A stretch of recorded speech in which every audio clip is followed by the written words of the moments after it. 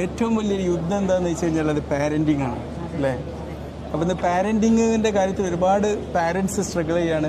കുട്ടിയുടെ ഭാഷ കേൾക്കാൻ പാരൻസിനും പാരൻസിൻ്റെ ഭാഷ കേൾക്കാൻ കുട്ടികൾക്കും പറ്റില്ല. കാരണം രണ്ട് കൂട്ടർക്ക് രണ്ട് ഭാഷയാണ് അല്ലേ. പ്രത്യേകിച്ച് നമ്മളെ പ്രീഫ്രണ്ടൽ കോർട്ടെക്സും ഈ നമ്മുടെ ഒക്കെ ഡെവലപ്പ് ആവാത്ത കുട്ടികളോട് നമ്മൾ മുതിർന്നവരുടെ ഭാഷയിലാണ് പലപ്പോഴും രക്ഷിതാക്കൾ പ്രതികരിക്കാറ്. പ്രശസ്ത സൈക്കോളജിസ്റ്റ് ജുബിന മുഹമ്മദ് അല്ലേ, സൈക്കോളജി കൗൺസിലറാണ്. സാറിൻ്റെ അടുത്ത് കുറച്ച് ഡൗട്ട്സുകൾ ഇന്നത്തെ പാരൻസിന് അറിഞ്ഞിരിക്കേണ്ട കുറച്ച് കാര്യങ്ങളുണ്ട്. അതിനെ പറ്റിയിട്ട് സാറിൻ്റെ അടുത്ത് സംസാരിക്കുന്നുണ്ട്. അതിൻ്റെ എക്സ്പ്ലനേഷൻ സാർ തരും. പിന്നെ ഇന്നത്തെ കുട്ടികളെ ഉപദേശിച്ച് കഴിഞ്ഞാൽ കുട്ടികൾക്ക് അത് ഇഷ്ടപ്പെടുന്നില്ല. കുട്ടികൾക്ക് അത് ഭയങ്കര ഇറിറ്റേറ്റ് ചെയ്യുന്ന പോലെയാണ് ഫീൽ ചെയ്യുന്നത്. അതെന്തുകൊണ്ടായിരിക്കും സാർ? കുട്ടികളുടെ ഒരു ഭാഷ എന്ന് പറയുമ്പോൾ നമ്മൾ മോഡലിംഗ് ആണല്ലോ കുട്ടികൾ ചെയ്യുന്നത്. ഒരു ഉപദേശിക്കുന്ന പാരൻറ്റിൻ്റെ ഉപദേശം കേൾക്കാനല്ല കുട്ടികൾ നിൽക്കുക, മറിച്ച് അതിനെ മോഡൽ ചെയ്യാണ്. കാരണം കുട്ടികളുടെ ഭാഷ ഡിഫറെൻ്റാണ്. കാരണം ഉപദേശിച്ച് നമ്മൾ നന്നാവണമെങ്കിൽ നമ്മൾ പ്രീഫ്രണ്ടൽ കോർട്ടെക്സ് അതിനനുസരിച്ച് ചെയ്യണം. ഈ പ്രീഫ്രണ്ടൽ കോർട്ടെക്സ് ശരിയായ രീതിയിൽ പ്രവർത്തിക്കാത്തതോളം കാലം കുട്ടിക്ക് ഒരിക്കലും എന്താക്കാൻ പറ്റില്ല, ഉപദേശം ആക്സെപ്റ്റ് ചെയ്തിട്ട് അതിനനുസരിച്ച് ലോജിക് ഡിസിഷൻ എടുക്കാൻ പറ്റില്ല. അപ്പോൾ കുട്ടിക്ക് ഏറ്റവും നല്ലത് ഒരു ഐഡിയൽ മോഡലായിട്ട് രക്ഷിതാക്കൾ മാറുക എന്നുള്ളതാണ്. കുട്ടി മാറാനാവുന്നൊരു മാറ്റമായിട്ട് രക്ഷിതാക്കൾ മാറിക്കഴിഞ്ഞാൽ തീർച്ചയായിട്ടും അതിൻ്റെ ഒരു ഇതുണ്ടാവും. ഇപ്പോൾ ഒരു കുട്ടികൾ പഠിക്കണമെന്ന് ആഗ്രഹിക്കുകയാണെങ്കിൽ നമുക്ക് എന്ത് ചെയ്യാം, കുട്ടികൾ പഠിക്കുന്ന രക്ഷിതാക്കൾ പഠിക്കുന്ന അവസ്ഥ ഉണ്ടാകും.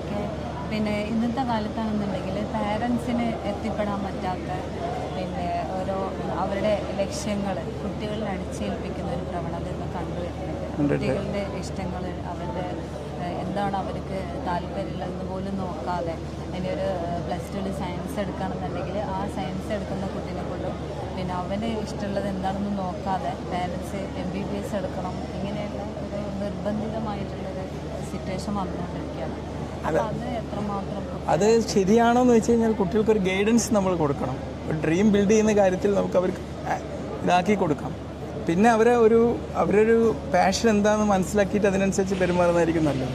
അടിച്ചേൽപ്പിക്കാൻ പാടില്ല. നമുക്കൊരു ഓപ്ഷൻസ് കൊടുക്കാം. ഒരു ABCD എന്ന് പറയുമ്പോഴും ഒരു ഓപ്ഷൻസ് കൊടുക്കാം. ഞങ്ങൾ ആഗ്രഹിക്കുന്നത് ഈ ഡോക്ടർ ആവാനാണ്, എനിക്ക് ഡോക്ടർ ആവണമെങ്കിൽ അവന് ഇഷ്ടമുണ്ടോ എന്നുള്ളത് അവർ മനസ്സിലാക്കിയിട്ട് ചെയ്യുകയാണെങ്കിൽ കൊടുക്കാം. നമുക്കൊരു ഡ്രീം സജസ്റ്റ് ചെയ്യുന്നതുകൊണ്ട് കുഴപ്പമില്ല. കാരണം നമുക്ക് രക്ഷിതാക്കൾക്ക് ആഗ്രഹത്തിനനുസരിച്ച്, പക്ഷെ അതിനനുസരിച്ച് കുട്ടിയും സ്വന്തം ഡ്രീമായിട്ട് കാണുന്ന രീതിയിൽ കുട്ടികൾക്ക് സബ്മിറ്റ് ചെയ്യണം, അക്സെപ്റ്റ് ചെയ്യിപ്പിക്കണം. ഓക്കെ ആവണം. അതിന് അവർക്ക് പറ്റുന്നില്ലെങ്കിൽ അവരെ ഒരു പ്ലാൻ B നിലനിൽക്കുക, അവരെ പ്ലാൻ അനുസരിച്ച് രക്ഷിതാക്കളുടെ ഡ്രീം മാറ്റാം അവർക്ക് വേണ്ടിയിട്ടുണ്ട്. പിന്നെ നമ്മുടെ ഇന്ന് സ്കൂളുകളിൽ ടീച്ചേഴ്സിനെ പേടിച്ചിട്ട് കുട്ടികൾ ക്ലാസ്സിന് പോവാതൊക്കെ ലീവ് എടുക്കണേൽ എന്തുകൊണ്ടാണ് ക്ലാസ്സിന് പോവാത്തതെന്ന് ചോദിച്ചു കഴിഞ്ഞാൽ ആ ടീച്ചേഴ്സിന് പേടിയാണെന്ന് പറയുന്നത്. അതെന്തുകൊണ്ടാണ്? ടീച്ചേഴ്സിന് സൈക്കോളജിക്കലി അറിവില്ലാത്തതുകൊണ്ടാണ്. പൊതുവേ നമ്മളൊരു സൈക്കോളജി എന്ന് പറയുന്നത് പ്ലഷറായ ഒന്നിലേക്ക് ഓടിയെടുക്കാനും ഫിയർഫുള്ളായി നിന്ന് ഓടിയാക്കലാനുമാണ്. ഈ കുട്ടിക്ക് വീട്ടിൽ നിന്ന് കിട്ടുന്ന ഒരു പ്ലഷർ സ്കൂളിൽ നിന്ന് കൊടുക്കാൻ പറ്റാത്തൊരു സാഹചര്യം വരുമ്പം കുട്ടിക്ക് സ്കൂളിൽ പോകാൻ ഇൻട്രസ്റ്റ് ഉണ്ടാവില്ല. മറിച്ച് എന്തായിരിക്കും, വീട്ടിൽ തന്നെ ഇരിക്കാൻ തോന്നും. അപ്പോൾ ഈ വീട്ടിൽ നിന്ന് കിട്ടുന്ന ഈ സന്തോഷം കുട്ടിക്ക് അവിടെ നിന്ന് കൊടുക്കാൻ പറ്റണം. അപ്പോൾ ഇതിൻ്റെ പ്രശ്നമില്ല. അപ്പോൾ ഒന്നുകൂടി ഓക്കെ ആയിരിക്കും. പിന്നീട് ചില കുട്ടികൾക്ക് പഠനത്തിന് പറ്റിയിട്ട് ഒരു ഇമ്പോർട്ടൻസ് അവർ മൈൻഡിൽ എടുത്തിട്ട് പിന്നെ അവർ 10ാം ക്ലാസ് +2 ഒക്കെ എക്സാം റിസൾട്ട് വന്നതിന് ശേഷം അങ്ങനെ ചെയ്താൽ മതി, ഇങ്ങനെ ചെയ്താൽ മതി. അത് ശരിക്കും അവർക്ക് ഗൈഡൻസ് കിട്ടാത്തതുകൊണ്ടാണ്. ഗൈഡൻസ് അവർക്ക് കൊടുക്കണം. ചിലപ്പം ഒരു സ്പാർക്ക് ആയിരിക്കും അവർക്ക് മാറ്റങ്ങൾ ഉണ്ടാക്കുക. ഗൈഡൻസ് ഇല്ലെങ്കിൽ അവർക്ക് അറിയില്ല. അവർക്ക് ഏറ്റവും പ്ലഷറബിൾ ആയിട്ടുള്ള കാര്യങ്ങൾ നമുക്ക് വലിയ യൂസ്ഫുൾ അല്ലാത്ത കാര്യങ്ങളായിരിക്കും. അപ്പോൾ ഗൈഡൻസ് നിർബന്ധം തന്നെയാണ്, അതിലൊരു സംശയവുമില്ല. അല്ലെങ്കിൽ അവർക്ക് അതിൻ്റെ ഗൈഡൻസ് കിട്ടില്ല. നമ്മളിപ്പോൾ ഒരു GPS മാപ്പ് വെച്ച് പോകാമെന്ന് പറയുമ്പോൾ നമ്മൾ മാപ്പ് അവർക്ക് കൊടുക്കണം. മനസ്സിലായില്ലേ? അത് നിർബന്ധം തന്നെയാണ്. കാരണം അവർക്കല്ലെങ്കിൽ അറിയില്ല എന്തൊക്കെ ചെയ്യണം, എന്തൊക്കെ ഓപ്ഷൻസ് പോലും അറിയില്ല. മനസ്സിലായില്ലേ? പിന്നെ കുട്ടികളെ മാക്സിമം ശ്രദ്ധിക്കേണ്ടതെന്ന് പറഞ്ഞാൽ അവരെ ഡിസ്ട്രാക്ഷനിൽ മാക്സിമം മോചിതരാകുക എന്നുള്ളതാണ്. കാരണം പലപ്പോഴും എന്താ പ്രശ്നം എന്ന് വെച്ചാൽ ഒരു അൺഫിനിഷ്ഡ് ടാസ്കുകളാണ് നമ്മൾ സോഷ്യൽ മീഡിയ കുട്ടികൾക്ക് ഇട്ട് കൊടുക്കുക. പ്രത്യേകിച്ച് നമ്മളിപ്പോൾ ഒരു ഇൻസ്റ്റാഗ്രാം നോക്കുകയാണ്, അല്ലെങ്കിൽ ഫേസ്ബുക്ക് നോക്കുകയാണെങ്കിൽ അതിങ്ങനെ ഫിനിഷ് ആവാത്തൊരു ടാസ്ക് ഇട്ട് കൊടുക്കും. കുട്ടികൾ അതിൻ്റെ പ്രോഗ്രഷൻ നോക്കി അവരുടെ ടൈം പോകണമെന്ന് അറിയില്ല.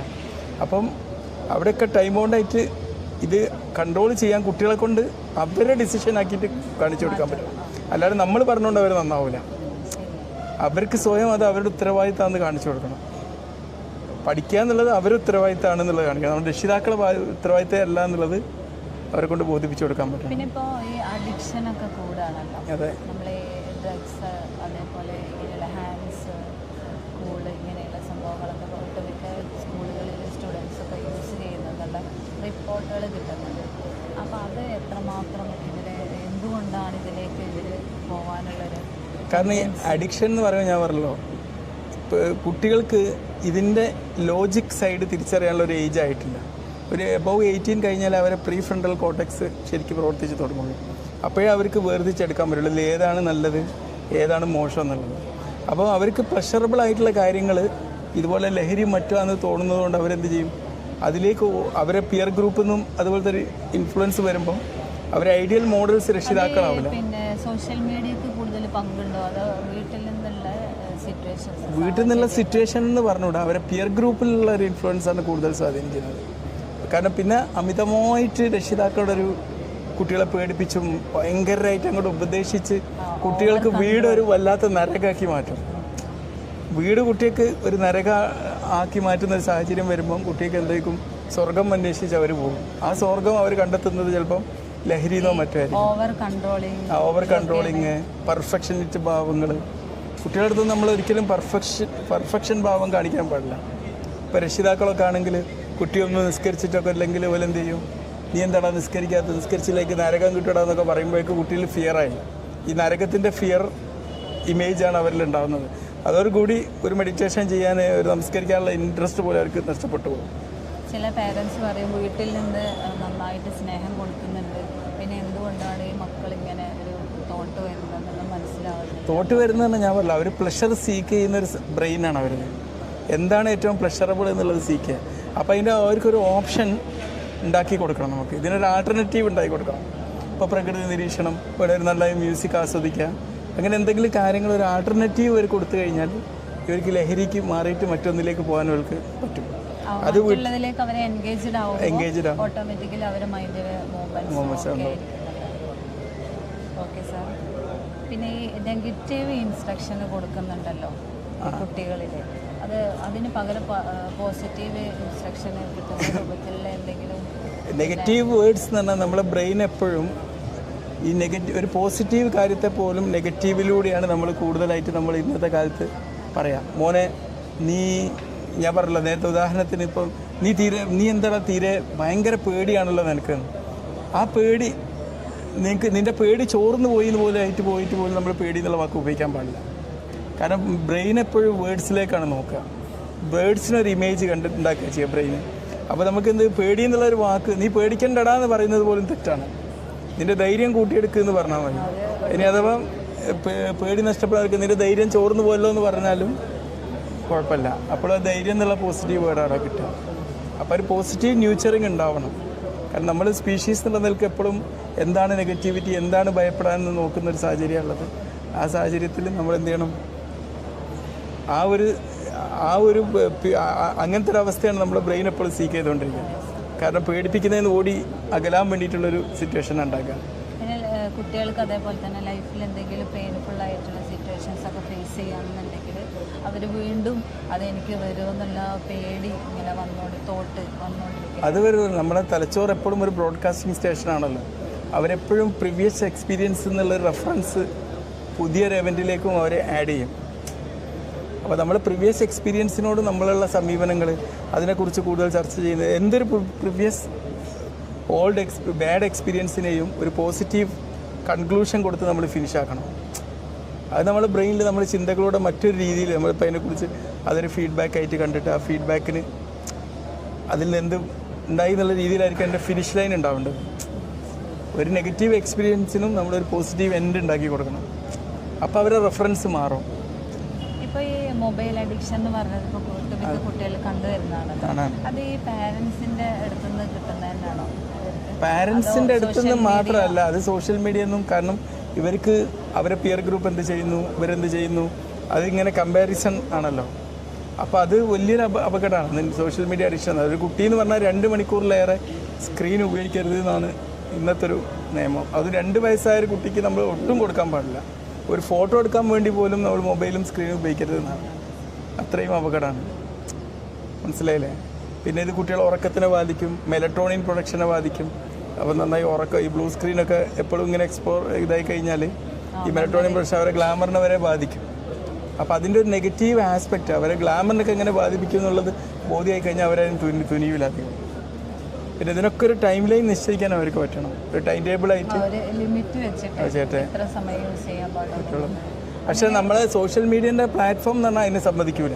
കാരണം നമ്മളൊരു പോസ്റ്റ് ഇട്ടാൽ അതിൻ്റെ കമൻറ്റ് എന്തായി, ആ കമൻറ്റ് എന്തായി, ക്യൂരിയോസിറ്റി അവർ നിലനിർത്താൻ നോക്കും. അപ്പോൾ അവരെ മൈൻഡ് ഓട്ടോമാറ്റിക്കലി അതിലേക്ക് പോയിക്കൊണ്ടിരിക്കും. അതല്ലേ, അതിനനുസരിച്ച് ഞാൻ കുട്ടികളെ കൊണ്ട് തന്നെ അത് പറഞ്ഞ് ബോധിപ്പിച്ച് കൊടുക്കാൻ പറ്റിയാൽ മാത്രമേ ഇതിന് ബെറ്റർ സൊല്യൂഷൻ എന്ന് പറയുന്നത് സ്കൂളുകൾ കേന്ദ്രീകരിച്ചിട്ടുള്ള ഒരു അവയർനെസ് കൊടുക്കുക. പിന്നെ കുട്ടികൾക്ക് ആ ടൈം ടേബിൾ സിസ്റ്റം അനുസരിച്ച് തന്നെ ഇതിന് ഇത്ര സമയം കഴിഞ്ഞാൽ ഇത്ര ഇത് എന്നുള്ള സിസ്റ്റം, ഇത്ര സമയം സോഷ്യൽ മീഡിയ ഒരു ദിവസം, അത് കഴിഞ്ഞാൽ ഉപയോഗിക്കരുത് എന്നുള്ള റെസ്ട്രിക്ഷൻ വെക്കാം. റെസ്ട്രിക്ഷൻ എന്നല്ല, അത് അവരെ കൊണ്ട് ഡിസൈഡ് ചെയ്യിപ്പിക്കണം. പിന്നെ ഇന്നത്തെ തലമുറയിലെ പാരൻസിന് സാറിൻ്റെ ഒരു പുതിയ ഇൻഫർമേഷൻ ആയിട്ടുള്ള ബെറ്റർ ഇന്നത്തെ പാരൻസ് എന്ന് പറഞ്ഞാൽ പൊതുവേ നല്ലൊരു ഫ്രണ്ട്ലി പാരൻസാണ്.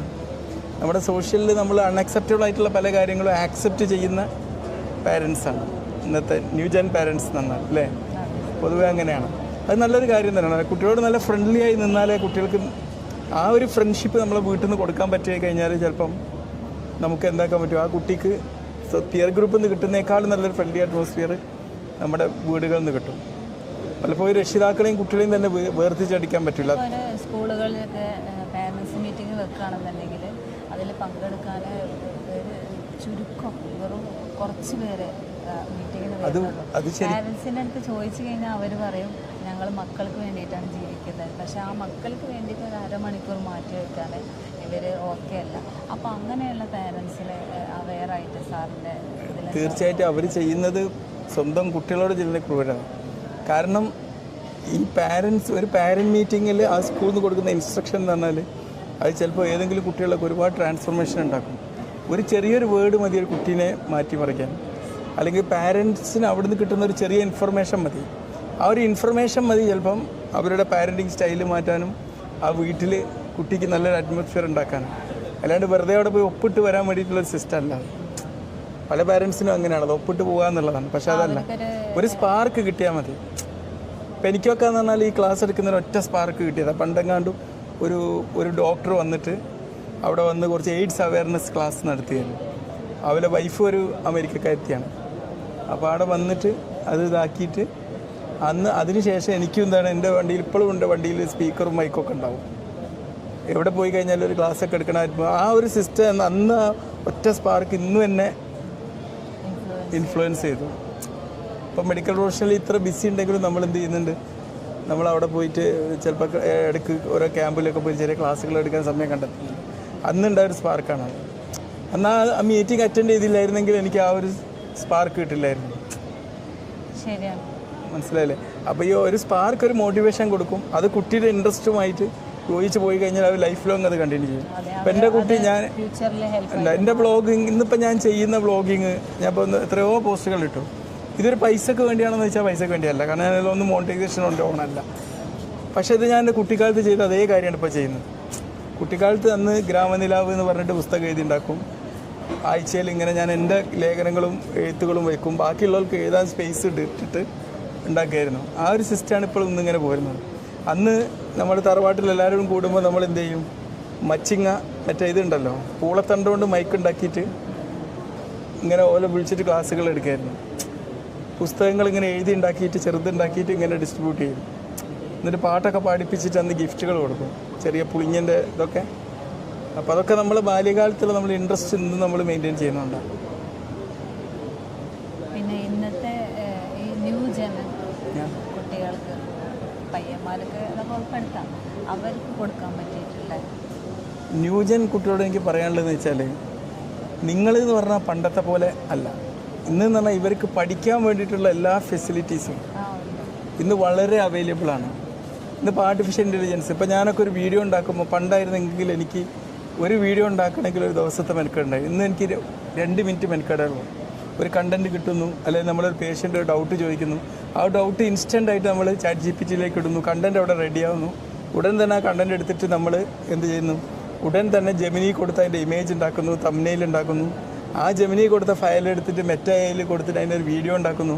ഒരു 5-10 മിനിറ്റ് കൊണ്ട് നമുക്ക് കാര്യങ്ങൾ ലേണിങ്ങും നടന്നു, അതൊരു ക്യാപ്സ്യൂളാക്കിയിട്ട് കമ്മ്യൂണിറ്റിക്കും കൊടുക്കാൻ പറ്റുന്ന അത്രയും ഈസി ആയിട്ടുള്ളൊരു സാഹചര്യമാണ്. അപ്പോൾ ഈ ആർട്ടിഫിഷ്യൽ ഇൻ്റലിജൻസ് ഇത്രയും ഗ്രോ ചെയ്ത സാഹചര്യത്തിൽ അതിനോടൊപ്പം ഇന്നത്തെ ജനറേഷൻ വളർന്നിട്ടില്ലെങ്കിൽ എത്ര ഡിഗ്രി ഉണ്ടായിട്ടും കാര്യം ഉണ്ടാവില്ല, അവർക്ക് കോമ്പീറ്റ് ചെയ്യാൻ ബുദ്ധിമുട്ടാണ്. അപ്പോൾ അവർ കുറച്ചുകൂടിയും ഈസിയാണ്, എന്നാൽ അവർക്ക് കുറച്ചുകൂടിയും ഇന്ന് പണ്ട് മാരത്തോൺ ഓടണം അല്ലേ, മാരത്തോണല്ല മറ്റേ സ്പീഡ് റണ്ണിങ് ചെയ്യണം. അപ്പോൾ അവരെ പാഷനാക്കി ഇത് മാറ്റി. അപ്പോൾ സോഷ്യൽ മീഡിയ ഉപയോഗിക്കുന്നതിന് പകരം സോഷ്യൽ മീഡിയ ടൈം ലിമിറ്റ് ചെയ്യാം, അവർക്ക് വലിയ യൂസ് ഒന്നും അതിൽ നിന്ന് കിട്ടുന്നില്ല. ഓൺലൈൻ കോഴ്സുകൾ ചെയ്യാം. ഇപ്പോൾ അമേരിക്കയിലൊക്കെ സോഷ്യൽ മീഡിയയിൽ നിന്ന് കുട്ടികൾ അകന്നുകൊണ്ടിരിക്കുക, കാരണം അവർക്കത് മടുത്തു. കാരണം അത് തൻ്റെ കാര്യത്തിന് യൂസ്ഫുൾ അല്ല എന്ന് കുട്ടികൾ തിരിച്ചറിഞ്ഞു. അപ്പോൾ അവരെന്താണ് ഇപ്പോൾ ഒരുപാട് ഓൺലൈൻ പ്ലാറ്റ്ഫോം, ലേണിംഗ് പ്ലാറ്റ്ഫോമുകളുണ്ട്, അത് ചെയ്യാം. ഇപ്പോൾ ഒരു ദിവസം 1 മണിക്കൂർ ലേൺ ചെയ്യാണ്. പിന്നെ കുറച്ചുകൂടി കഴിഞ്ഞാൽ ഞാനൊക്കെ ഇൻറ്റു സ്പീഡിലാണ് ലേൺ ചെയ്യാം. 1 മണിക്കൂർ പഠിച്ചാൽ 2 മണിക്കൂറിൻ്റെ കണ്ടൻറ്റ് കിട്ടും. ഇപ്പോൾ ഉഡേമി, ഖാൻസ് അക്കാഡമി, പിന്നെ അങ്ങനെ ഒരുപാട് പ്ലാറ്റ്ഫോമുകളുണ്ട് പഠിക്കാൻ വേണ്ടിയിട്ട്. അത്തരം ഗൂഗിളിലുണ്ട്, യൂട്യൂബിലുണ്ട്. ഇപ്പോൾ നമ്മൾ യൂട്യൂബ് നോക്കുകയാണെങ്കിലും ആ കാണുന്ന കാര്യം കൊണ്ട് നമുക്ക് എന്ത് ഉപകാരം ഉണ്ടെന്ന് ചിന്തിക്കണം. ഇന്ന് കാരണം എല്ലാം എന്ത് ഉപകാരം ഉണ്ടെന്ന് ചിന്തിക്കുന്ന ഒരു സമൂഹമാണ്. അപ്പോൾ ഈ കാണുന്ന കാര്യം കൊണ്ട് എന്ത് ഉപകാരം ഉണ്ടെന്ന് നോക്കാം. അത് വെച്ച് നമുക്ക് എൻ്റർടൈൻമെൻറ്റ് വേണ്ടാന്നല്ല, ഇത് കഴിഞ്ഞിട്ട് ഒരു റിവാർഡ് എന്നുള്ള നിലക്ക് മാത്രമേ എൻ്റർടൈൻമെൻറ്റ് ഉണ്ടാകാൻ പാടുള്ളൂ. ഓക്കെ, നീ എന്തെങ്കിലും കുട്ടികളും വിനോദങ്ങളും എന്നുള്ളതിന് വിനോദങ്ങളിൽ നിന്ന് പേരൻസൊക്കെ മാറ്റി നിർത്തിയിട്ട് പഠനം വിനോദങ്ങൾ റിവാർഡായിട്ട് കുട്ടികൾക്ക് കൊടുക്കണം. ഇപ്പോൾ സിനിമ വേണമെങ്കിൽ ആഴ്ചയിൽ 1 കാണാം, നിങ്ങൾ ഇത്രയും ദിവസം പഠിച്ചു.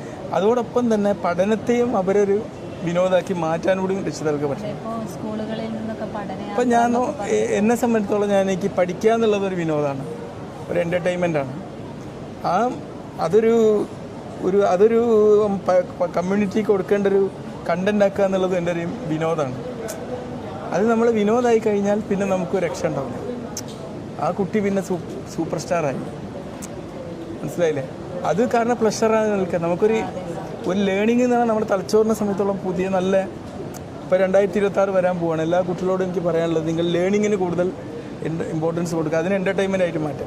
ദിവസം 1 മണിക്കൂർ നമ്മളിപ്പം വെറും അക്കാഡമിക് കാര്യങ്ങൾ മാത്രമല്ല, അതോടൊപ്പം തന്നെ നമുക്ക് ഉപകാരപ്രദമാകുന്ന കാര്യങ്ങൾ. പിന്നെ നിങ്ങൾ സോഷ്യൽ മീഡിയ ഉപയോഗിക്കുന്നത് നിങ്ങളെ കണ്ടൻറ്റ് പോസ്റ്റ് ചെയ്യാനായിരിക്കണം, അവരെ ബ്രാൻഡ് ഉണ്ടാക്കിയെടുക്കാൻ വേണ്ടിയായിരിക്കും.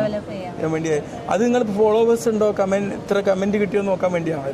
അതിനൊന്നും ടൈം കളയണ്ട, ജസ്റ്റ് പോസ്റ്റ് ചെയ്യുക. നമ്മളിപ്പോൾ ഫോട്ടോ പോസ്റ്റ് ചെയ്യുന്ന പോലെ നമ്മളൊരു വെറുതെ ഒരു മൈക്കൊന്നും വേണ്ട, ജസ്റ്റ് ഒരു ഫോൺ എടുക്കുക, നിങ്ങൾക്ക് ഇഷ്ടമുള്ള വിഷയത്തിലൊരു ഇൻഫർമേഷൻ അതിൽ പോസ്റ്റ് ചെയ്യാം. മനസ്സിലായില്ലേ? നമുക്കിഷ്ടമുള്ളൊരു വിഷയത്തിൽ അവിടെ പോസ്റ്റ് ചെയ്യാം, അത്രേ ഉള്ളൂ. അത് മതി. അത് എന്ത് ചെയ്യണം, അത് നമ്മുടെ സോഷ്യൽ മീഡിയയിലെ ഒരു ഐഡൻറ്റിറ്റി ആയിട്ട് മാറണം. അത് വെറും ഫോട്ടോ ഇടലും ഇതാക്കലും മാത്രമാവരുത്, അതും വേണം.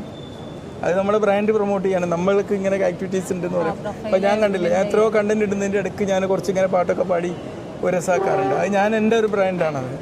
എൻ്റർടൈൻമെൻറ്റ് കൂടി അതിൽ ഇൻക്ലൂഡ് ചെയ്യുക. അപ്പം പിന്നെ ഉഷാറായി എല്ലാം. ഇൻഫോർടൈൻമെൻറ്റ് എന്നാണ് പറയുന്നത് ഇന്നത്തെ കാലത്ത്. ഇൻഫർമേഷൻ ഒരു എൻ്റർടൈൻമെൻ്റ് ആയിട്ട് മാറുക. എന്നാൽ അത് കഴിഞ്ഞിട്ട് 1 മണിക്കൂർ നമ്മൾ ലേൺ ചെയ്തിട്ട് നല്ല പാട്ടൊക്കെ ഇട്ടിട്ട് ഒരു ഡാൻസ് ചെയ്യുക. മനസ്സിലായില്ലേ? മൈൻഡ് റിലാക്സേഷൻ കിട്ടി, അപ്പോൾ എല്ലാം ഓക്കെ ആയി. പിന്നെ ഇതൊരു ഔട്ട് ഓഫ് ഫാഷൻ എന്ന് പറയാൻ പറ്റില്ല. ഇതൊന്നും ലേണിംഗ് ഒരു ഔട്ട് ഓഫ് ഫാഷൻ അല്ല. ഇപ്പോൾ ലേണിംഗ് ഇല്ലാത്ത ഇത് ലേണിംഗ് വർക്കേഴ്സ് ഏജ് എന്നാണ് പറയാം. പണ്ടൊക്കെ എന്ന് പറഞ്ഞാൽ നമ്മൾക്ക് കാർഷിക യുഗമായിരുന്നു, വ്യവസായ യുഗമായിരുന്നു. ഇന്ന് ലേണിങ്ങിൻ്റെ ഇമ്പോർട്ടൻ്റ് ആണ്. പിന്നെ ലേണിംഗ് ഞാൻ പറഞ്ഞല്ലോ, ഇന്ന് പണ്ടത്തെ പോലെ നമുക്ക് കുറേ ഇതൊന്നും വേണ്ടല്ലോ ലേണിങ്ങിന്, കുറച്ച് സമയം. അപ്പോൾ മാക്സിമം നമ്മളെ സോഷ്യൽ മീഡിയ പ്ലാറ്റ്ഫോമൊക്കെ അതിനുവേണ്ടി യൂട്ടിലൈസ് ചെയ്യാം. ഇന്നത്തെ തലമുറകൾക്ക് പിന്നെ ഒരു പ്രത്യേകം പറയാനുള്ളതെന്ന് പറയുന്നത്, അവരുടെ പാരൻസ് പെൺകുട്ടികളാണെന്നുണ്ടെങ്കിൽ പ്രത്യേകിച്ച് ആ പെൺകുട്ടികളെ പെട്ടെന്ന് മാരേജ് ചെയ്ത് വിടണം എന്നുള്ളൊരു കൺസെപ്റ്റ് അവർ മുന്നോട്ട് വെക്കുമ്പം ആ കുട്ടികൾക്ക് പഠിക്കാനായിരിക്കും ഇൻട്രസ്റ്റ് ഉണ്ടാവുക. പഠിച്ച് പിന്നെ അവരുടെ ഫോക്കസ് എന്താണോ ആ ലക്ഷ്യത്തിലെത്തിയതിന് ശേഷം ഒരു ജോബൊക്കെ ആയതിനു ശേഷം മാരേജ് നോക്കാന്നുള്ള. ഇന്ന് വലിയൊരു പ്രശ്നം എന്ന് വെച്ച് കഴിഞ്ഞാൽ ഇങ്ങനെ പെട്ടെന്ന് മാരേജ് കഴിച്ചു വിടുന്ന കുട്ടികൾ പിന്നെ ഭർത്താവിൻ്റെ വീട്ടിൽ നിന്ന് ഉപേക്ഷിച്ച് വരുന്ന വലിയ അപകടാവസ്ഥകൾ ഒരുപാട് കാണാറുണ്ട്.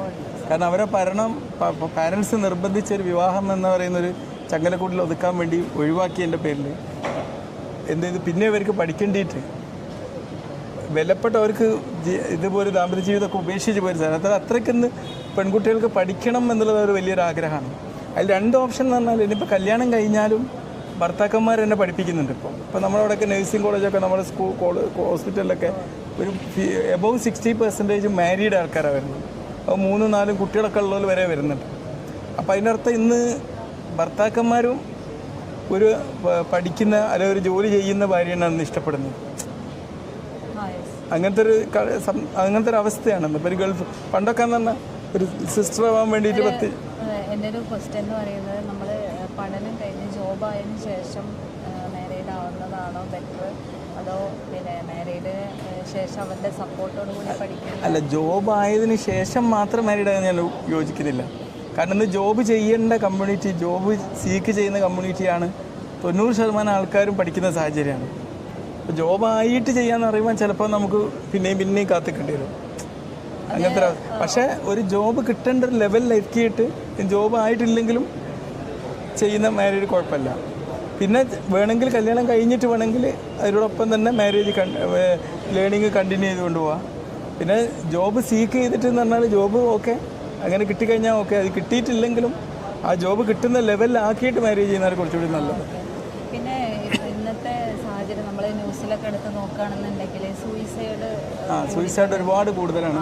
കാരണം എന്താ പ്രശ്നം എന്ന് വെച്ച് കഴിഞ്ഞാൽ മാരേജിൽ വന്നിട്ടുള്ള കുട്ടികൾക്ക് താങ്ങാൻ പറ്റാത്ത രൂപത്തിലുള്ള അനുഭവങ്ങൾ. ഇന്ന് പ്രശ്നം എന്താ വെച്ച് കഴിഞ്ഞാൽ കുട്ടികൾക്കുള്ള റെഫറൻസ് മുഴുവനും ഒരുപാട് സിനിമകളും മറ്റുമാണ്. പിന്നെ സോഷ്യൽ മീഡിയയിൽ കാണുന്ന ന്യൂസുകൾ, ഇത് ന്യൂസിൻ്റെയൊക്കെ ഒരു ഓവർലോഡ് ഭയങ്കര പ്രശ്നമാണ്. എവിടെയെങ്കിലും ഒരു സൂയിസൈഡ് നടന്നാലും അത് മൊത്തത്തിൽ അത് വരുന്നൊരു സാഹചര്യമാണ്. അപ്പോൾ അവരെന്ത് ചെയ്യണം, ഒരു എമോഷണൽ ബ്രെയിന് വളരെ ഡിസ്റ്റർബ്ഡായി നിൽക്കുന്ന ഒരു സാഹചര്യത്തിലാണ് ഈ സൂയിസൈഡ് തോട്ട് വരിക. അതൊരു മിനിറ്റിൻ്റെ പകുതി സമയം കൊണ്ട് വരുന്നൊരു ഡിസിഷനല്ല, ഒരു തോട്ടാണ്. ആ സമയത്ത് ഇതിൻ്റെ അപകടാവസ്ഥകളോ ഭവിഷ്യത്തുകളോ ഒന്നും ചിന്തിക്കാൻ പറ്റില്ല. ആ ഒരു ഡിസിഷൻ എടുക്കാൻ വേണ്ടിയിട്ടുള്ള റെഫറൻസ് ഇവർക്ക് എപ്പോഴും നമ്മളെ സോഷ്യൽ മീഡിയയിലും മറ്റുമുണ്ട്. ശരിക്കും ഒരു രാജ്യത്ത് സൂയിസൈഡ് റേറ്റ് വളരെ കൂടിയൊരു സമയത്ത് ആ രാജ്യത്തൊരു നിയമം വെച്ചു, എവിടെ സൂയിസൈഡ് ഉണ്ടായിക്കഴിഞ്ഞാലും അത് പത്രത്തിൽ പരസ്യം ചെയ്യരുത്, സോഷ്യൽ മീഡിയ പബ്ലിക് ആക്കരുത്. ചെയ്ത് കഴിഞ്ഞാൽ ക്രിമിനൽ കുറ്റമാണ് അവിടെ. ഏതാ രാജ്യത്തിൻ്റെ പേര് ഞാൻ മറന്നുപോയി. പക്ഷേ ആ ഒരു നിയമം അവിടെ വെച്ചതിന് ശേഷം 1 വർഷം കഴിഞ്ഞപ്പം അവിടെ സൂയിസൈഡ് റേറ്റ് 100 ഉള്ളത് വെറും 10% കുറഞ്ഞു. 90% സൂയിസൈഡ് കുറക്കാൻ പറ്റി. അപ്പോൾ ചുരുക്കി പറഞ്ഞാൽ സൂയിസൈഡിനെ പ്രേരിപ്പിക്കുന്ന ഒന്നും തന്നെ എന്ത് ചെയ്യാൻ പാടില്ല, സോഷ്യൽ മീഡിയയിൽ പോസ്റ്റ് ചെയ്യരുത്, ന്യൂസ് പേപ്പറിൽ ഉണ്ടാവരുത്, മറ്റ് ഇങ്ങനെ ചർച്ച ചെയ്യുക, പബ്ലിക് ചർച്ച ചെയ്യാനൊന്നും പാടില്ല. മനസ്സിലായില്ല? അപ്പോൾ ഈ പ്രശ്നങ്ങൾ വരില്ല. ഈ മാരേജ് കഴിഞ്ഞ് പോയിട്ടുള്ള പെൺകുട്ടികൾക്ക് ഹസ്ബൻഡിൻ്റെ വീട്ടിൽ ഈ മെൻ്റലി ഫിസിക്കലി അബ്യൂസീവ് ആയിട്ടുള്ള സിറ്റുവേഷൻസൊക്കെ ഫേസ് ചെയ്ത് വരികയാണെന്നുണ്ടെങ്കിൽ അവരുടെ പാരൻസ് ഇതിൽ സ്വന്തം വീട്ടുകാരെ ഇടപെട്ടിട്ട് വീണ്ടും അത് കോംപ്രമൈസ് ചെയ്തിട്ട് ആ പെൺകുട്ടികൾ അങ്ങോട്ട് തന്നെ വിട്ടു കൊടുക്കുന്നതിനോട് സാറ് എങ്ങനെ മനസ്സിലായി?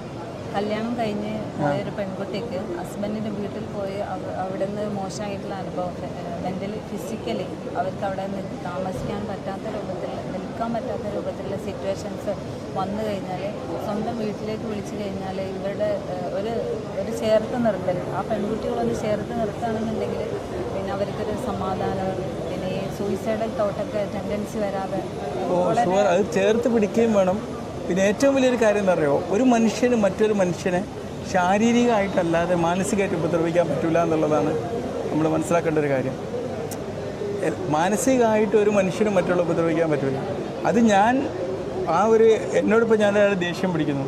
കഴിഞ്ഞ പ്രാവശ്യം ഒരു പേഷ്യൻ്റ് വന്നിട്ട് എന്തോ ഒരു കാര്യത്തിന് ഇങ്ങനെ കുറേ ദേഷ്യം പിടിച്ച് സംസാരിച്ചു. ഞാൻ ചിരിച്ചുകൊണ്ട് അത് കേട്ടിരുന്നു. അപ്പോൾ പേഷ്യൻ്റ് വിചാരിക്കുന്നത് എന്താണ്, ഞാനത് കേൾക്കുന്നില്ല, ഡോക്ടർ അത് ചിരിച്ച് തള്ളിയെന്നാണ്. പക്ഷേ ഞാൻ അവർ പറഞ്ഞ കാര്യങ്ങളൊക്കെ കേട്ടു, അതിൽ ഡിസിഷൻ എടുക്കാൻ വേണ്ടിയിട്ട് ഓതോറിറ്റിയിലെ കാര്യം സബ്മിറ്റ് ചെയ്യുകയൊക്കെ ചെയ്തു. പക്ഷെ അവരെ വിചാരം എന്താണ്, ദേഷ്യം പിടിക്കുന്ന ഒരാളെ നമ്മളിങ്ങനെ, കാരണം അവർക്ക് ദേഷ്യം അവർ ദേഷ്യം പിടിച്ചല്ലായിരുന്നു അത് എൻ്റെ മുമ്പിൽ പ്രസൻറ്റ് ചെയ്യേണ്ടത്, വളരെ നോർമലായിട്ട് തന്നെ പ്രസൻറ്റ് ചെയ്യാം. അപ്പോൾ പലപ്പോഴും എന്താ പ്രശ്നം എന്ന് വെച്ച് കഴിഞ്ഞാൽ ഈ ദാമ്പത്യ ജീവിതത്തിലോ എന്തിലാണെങ്കിലും നമ്മൾക്കൊരു കൺസെപ്റ്റ് ഉണ്ടാവും, മറ്റുള്ളവരെ പെരുമാറ്റം നല്ലതാവണം, ഞങ്ങളോട് ഈ രീതിയിലാവണം. നമ്മളൊരു ഒരു കൺസെപ്റ്റ് അവിടെ വെക്കുകയാണ്.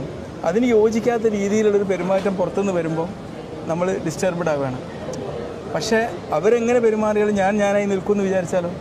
ഇപ്പം എൻ്റെ അടുത്ത് വന്നൊരു നമ്മളൊരു ഡ്രൈവർ ഉണ്ടായിരുന്നു. അവൻ്റെ അമ്മ അവനെ എപ്പോഴും ഇങ്ങനെ ദേഷ്യം പിടിക്കും, എന്നും ദേഷ്യം പിടിക്കും. ഇവനത് കേട്ട് ഡിസ്റ്റർബ്ഡ് ആവും. ഞാൻ പറഞ്ഞേടാ, നീ ഇന്ന് വീട്ടിൽ പോയിട്ടൊരു കാര്യം ചെയ്തോ. നിൻ്റെ അമ്മ എന്ന് പറഞ്ഞാൽ കുട്ടിക്കാലം തൊട്ട് അഭ്യസിച്ചെടുത്തൊരു കഥകളി പോലത്തെ ഒരു കലയാണത്. നീ ഇന്ന് ചെന്നിട്ട് നിൻ്റെ അമ്മ ദേഷ്യം പിടിക്കുമ്പോൾ നീ മൈക്കിൾ ജാക്സൺ ഡാൻസ് കളിക്കുകയാണ്, അല്ലെങ്കിൽ പാട്ടാണെന്ന് വിചാരിച്ചാൽ മതി എന്ന് വിചാരിച്ചു. അന്ന് രാത്രി അമ്മ ദേഷ്യം പിടിക്കാൻ വന്നപ്പോൾ എന്ത് ചെയ്ത്, മൈക്കിൾ ജാക്സൺ പാട്ട് പാടുമ്പോൾ പോപ്പ് സംഗീതം എടുത്ത് പാടുന്ന രീതിയിൽ ചെയ്യാമെന്ന് വിചാരിച്ചപ്പം ഓന് തല തിരിച്ചാണ്ടായത്. ഓന് വളരെ ചിരിയാ വന്നത്. പറഞ്ഞു മനസ്സിലായില്ലേ? ദേഷ്യത്തിനെ ഞാനൊക്കെ മാനേജ് ചെയ്യുന്ന 2 രീതിയാണ്. ഒന്ന്, നമ്മൾ ഇങ്ങനത്തെ ഒരു കോമഡി സെൻസിലെടുക്കാം, അല്ലെങ്കിൽ നമ്മൾ അവർ മരിച്ചത് ചിന്തിക്കാം. നമ്മളിപ്പോൾ ദേഷ്യം പിടിക്കുന്ന ഒരു വ്യക്തി അവിടെ മരിച്ച് കിടക്കുകയാണെന്നെങ്കിൽ മൂക്കിൽ പഞ്ഞൊക്കെ ഇട്ട് വെള്ളത്തിൽ കെട്ടി മരിച്ചെടുക്കാമെന്ന് വെച്ചാൽ ഒന്നുകിൽ നമ്മൾ സിമ്പതി വരും. ഇവിടെ മെയിൻ പ്രശ്നം എന്ന് പറഞ്ഞു കഴിഞ്ഞാൽ മറ്റുള്ളവരെ പെരുമാറ്റം മാറ്റലല്ല നമ്മുടെ ബാധ്യത. എന്ത് പെരുമാറ്റം ഉണ്ടെങ്കിലും നമ്മൾ പോസിറ്റീവ് സെൻസിൽ ജീവിക്കുക എന്നുള്ളതാണ്. അപ്പോൾ അതിന് വേണ്ടിയിട്ട് എന്തൊക്കെ ആക്ഷൻ എടുക്കാൻ പറ്റുമോ, ഏതൊക്കെ രീതിയിൽ നമ്മളെ ചിന്തകളെ മാറ്റിയെടുക്കാൻ പറ്റുമോ, അത് മാറ്റിയാൽ മാത്രമേ നമുക്ക് പറ്റുള്ളൂ. അല്ലാണ്ട് ലോകം മുഴുവൻ നന്നാക്കിയിട്ടോ സാഹചര്യങ്ങൾ നന്നാക്കിയിട്ടോ ഒരു കാര്യമില്ല. കാരണം ഒരു മനുഷ്യൻ്റെ പെരുമാറ്റം എന്ന് പറഞ്ഞാൽ അത് അവൻ്റെ ഒരു 80% കുട്ടിക്കാലത്ത് തന്നെ ഉണ്ടായിപ്പോയി. 20% പിന്നെ ഉണ്ടാകുന്നുള്ളൂ. ഇപ്പോൾ ഒരു ഭർത്താവ് ദേഷ്യം പിടിക്കുന്ന ഒരു ഭർത്താവിന് മുമ്പ് ഭാര്യ വരികയാണെങ്കിൽ ആ ദേഷ്യം പിടിക്കുക എന്നുള്ള കൾച്ചർ കുട്ടിക്കാലത്ത് ഉണ്ടാക്കി വന്നതാണ്. ആ ഭാര്യ എന്ത് ചെയ്യണം, ഈ ഭർത്താവിൻ്റെ ദേഷ്യം പിടിക്കുന്ന കുട്ടിക്കാലം തൊട്ട് ഉണ്ടാക്കിയെടുത്ത ഈ സംസ്കാരത്തിനെ മാറ്റാൻ നോക്കുകയാണ്. അപ്പോൾ ഇയാൾക്ക് പിന്നെയും ദേഷ്യം വരിക. ഞാൻ ഉണ്ടാക്കിയൊരു കൾച്ചറിനാണ് നീ മാറ്റിയെടുക്കുന്നുള്ള രീതിയിൽ പിന്നെയും ക്രൈസിസ് കൂടുകയാണ് ചെയ്തത്. അതേസമയം ആ ഭർത്താവ് എന്താ തിരിച്ചറിയേണ്ടത്, ഞാൻ ദേഷ്യം പിടിച്ചു കഴിഞ്ഞാൽ എൻ്റെ